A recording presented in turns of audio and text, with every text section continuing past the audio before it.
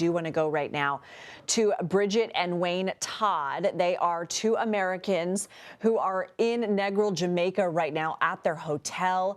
Thank you guys for being here. We know you're from North Carolina. You were married last October. You took this as your honeymoon and your first anniversary celebration. So first off, congratulations. Second off, are you guys safe? What is it like where you are? So we are staying specifically in the Sandals Negril location. We are kind of bunkered down in our resort room. We've got mattresses and furniture against the balcony window and the doors there. We've already prepared to, have a pallet spot in the bathroom in case we have to lock ourselves in there if the window and glass gets broken.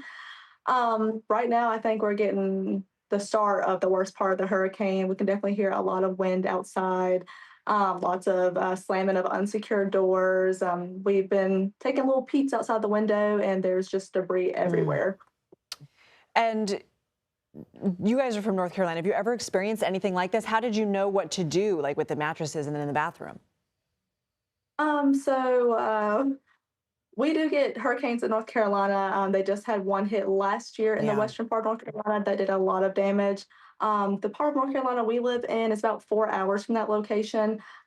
We did get some of the outskirts of it, but I don't think we've ever experienced anything as bad as Western North Carolina did, or even, of course, as we're getting ready to experience now. Um, we both have, emergency training that will prepare us to do the things that we've already done and take action as needed. Do you think that emergency training helps you in situations like this? I mean, you both seem really calm. I'm sure that there's some fear and anxiety about what is to come, or maybe you've already expressed that fear to one another. But do you think that training, what's going through your mind right now to try to maintain that calm? So the good thing with our pass is we work in high risk and high danger situations all the time. So we understand that you can only prepare as much as you can until the event happens and try to stay calm during the crisis. We're doing our best to keep each other calm, give reassurance to each other, and wait out the storm and just see what kind of damage comes afterwards. I mean, I see a light on. You guys still have power? Yes. We do the resort here has been very well. They've got backup generators. We've had a few sessions of lights flickering on and off about 30 minutes at a time, but they have done very well at how they prepared for all of this and kept all the guests here secured and taken care of. You tried to get out of town. What happened? So our initial departure date was this upcoming Wednesday, the 29th. Once we heard that the storm turned from tropical storm to hurricane, we had discussions and we just decided, hey, let's go ahead and try to get out of here. We did have a flight booked for Sunday, the 26th. And then the airport, the Montego Bay Airport, decided that they were going to close at noon, therefore it canceled our flight. And we spent hours trying to contact any airline that was coming in to see if they had room for us to get on any of the flights. We were willing to pay whatever amount to get out of here. And so you're hunkered down, you're making the most of what you can. You said that the resort has been really great in helping you guys. I mean, what preparations have they made for you, if any, other than the generators? So their starting preparations was trying to get as many people out as possible, encouraging them to get flights back home. After that, they started downsizing the staff here to still meet the requirements of what guests were still here, but that way the other employees could get back home to their families. They've made sure to give us plenty of rations. We get plenty of water and food in our rooms. They've been bringing us meals the last couple hours up to this morning until it got too dangerous for them to step out and come to us, and just gave us as much information as they get coming in to try to keep us informed with what's going on. Is it possible, I know that you said that you had mattresses and stuff against your balcony and a bathroom situation. Are you guys mobile? Are you in a position where you can show us either of those setups? With the We could take camera? your phone with us. Yeah. Yeah. Okay, will you show us? Yes, absolutely.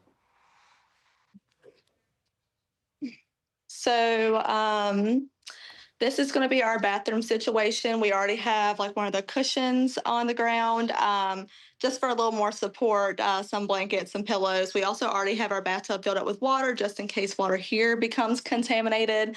And then this is like our mattress furniture situation. They did put tape over the windows, so if any of the glass breaks, hopefully it doesn't shatter too bad. But we wanted to make sure that we were secure enough to have all this furniture in place so that nothing would come flying at us from inside. Can you give us a peek outside the window? You said every now and then you've been peeking. Is it safe to do so? Yes, I've been kind of standing on top of the furniture and peeking up here above. Let me see if I can get Only this if for it's you safe, guys. Bridget. This is kind of what we're looking at right now. Wow. Yeah, you can see the wind whipping those trees. I have Scott Padgett here with me. He's our meteorologist, Bridget. Scott, can you kind of explain, because I'm just a layman, can you explain what you're seeing as a professional? Yeah, definitely seeing those strong winds. I do want to point out that now that it's made landfall, the winds sustained have come down to 165 miles per hour, but you're still seeing this, and this is still away from that center of circulation. So you see those winds that are whipping, and then right there you see some of the stronger wind gusts that come through. So you have those sustained winds or those winds. Bridget, we appreciate you being able to show this. And also the storm surge coming up. So we appreciate you being a trooper there for us. But that's exactly what we're seeing, those strong, damaging winds. Okay, so Bridget and Wayne, thank you. So I want to ask you guys one more question. So Bridget, if you want, you can climb down. I just want to make sure that you guys are safe. Thank you for doing that and helping us get a good idea. I'm not trying to make light of your situation, but given that you're in such a unique circumstance, do you think that something like this where you guys are leaning on each other is making you stronger? Yeah, absolutely. I think we're a great support system. We know a lot about emergency situations. I think that makes us stronger together. This is definitely not the way we anticipated spending our anniversary, but we are just, thankful we do have each other. We're thankful for the staff here and all they've done to keep us updated, to prepare us the best that they can. And we're, just asking people to not only pray for us, Americans that are stranded here, but the entire country and its people of Jamaica. I know that some people aren't as fortunate to be in more secure structural situations, or even to places of higher ground that would be safer. So we're really thinking about them during this time. Well said. And you guys are able to communicate with your families and let them know you're safe? Yes, we've been able to keep in contact as long as we have the Wi-Fi working here. And everybody's worried about you? Everybody is worried. The amount of support that we've gotten has been very overwhelming. We're very thankful for everybody and their kind words and their love. All right. Well, Bridget and Wayne Todd, I hope to be able to continue checking in on you throughout the afternoon as long as you guys still have service and you're safe and in a great spot. So if you're willing, we'd love to talk to you again. Thank you both so much and stay safe. Thank you. Thank you.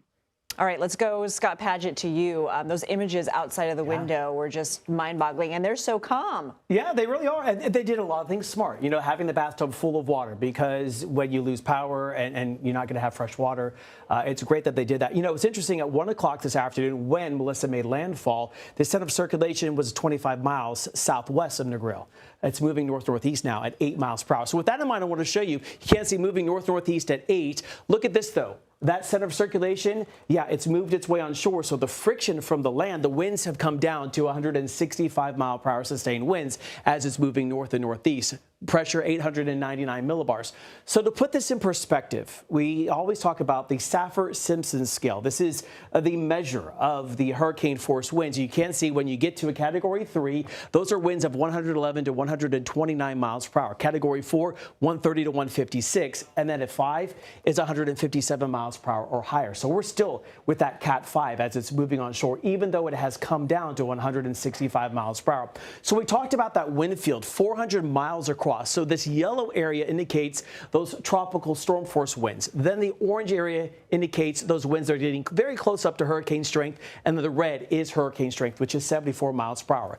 So as this continues to move its way to the north and east, it's going to move its way over Cuba, over parts of the southeast and central Bahamas, and then work its way towards the north and east. So those winds are going to be here as we go through the remainder of the day today, tonight, and even into tomorrow. So we're looking at that. Here's the wind gust forecast. You can see in Cuba near 80-mile-per-hour wind gusts. That center of circulation working offshore by the time we go towards tomorrow morning over the Bahamas. And then as it works into some cooler waters, we'll continue to downgrade even more. So the projected path does have it out over the West Atlantic. Lizzie, this is definitely a storm that we've been watching. And the challenge was it was such a slow mover. It sat for days and fed off of that warm Caribbean water. It really blew up into a Cat 5, and now that slow movement causing problems. Because if it was faster, yes, it's devastating, works its way on shore, but the slow movement has all that rain falling in those winds. Well, yeah, I mean, you mentioned the Safford-Simpson scale, and I remember speaking to our friend John Elliott and our colleague, and he thinks that rain total should also be taken into account with these categories, because you're talking about, you said, at least 30 inches, right? Yeah, at least 30 inches of rain. And remember, you have some, the tropical tropical topography, we'll say, and then you're going to get flash floods. Flash flooding is already happening. Landslides have already been happening in Jamaica. And what's interesting, too, even over in parts of Haiti, they're dealing with rainfall of 15 to 20 to 25 inches. They're getting mudslides there, landslides there. So rain, we always want to mention, yes, we talk about the winds a lot, but a lot of the deaths come from also that flooding. All right, Scott Paget, thank you.